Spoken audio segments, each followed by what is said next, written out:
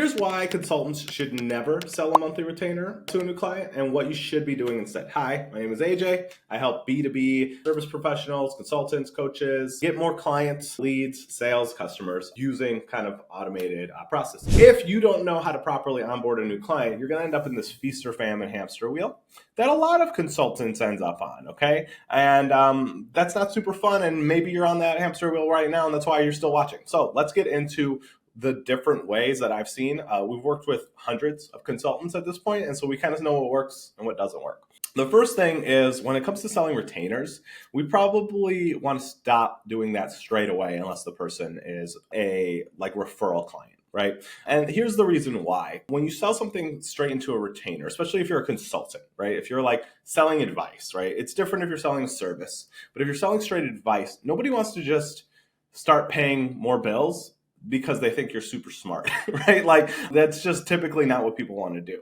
So what I've found in the super competitive space of consulting, and it's kind of blown up in the past couple of years, probably with a lot of people realizing they could replace their salary by just being a consultant, is instead sell a hard outcome that can be delivered in what I would identify as like a sprint.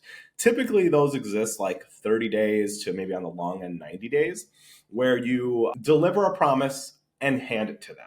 And this lets them kind of vet you and see if they like you and vice versa, right? Lets you know if you like them as a client. We have a client who does this exceptionally well, has a very large consulting firm. And the way they sell it is they sell like a 30-day kind of like transformation is how they do it. And it's essentially like a full breakdown of their business, like looking into their financials and their operations and their fulfillment, their marketing, and everything that they're doing in their business and optimizing it.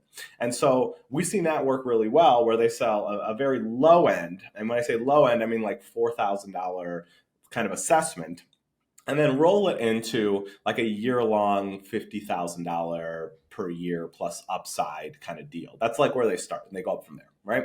So that's a great way as a consultant for you to frame what you're doing. So I would do a short little thing and then do a longer term contract on the back end. Again, especially if you're selling advice and if you can do everything, focus on one thing you can really impact change on. Okay. So that's sort of what I've been seeing in the space. Let me know if you agree, disagree below, and follow for more B2B help, especially if you're just starting out your consulting firm. And I'll see you next time. Bye.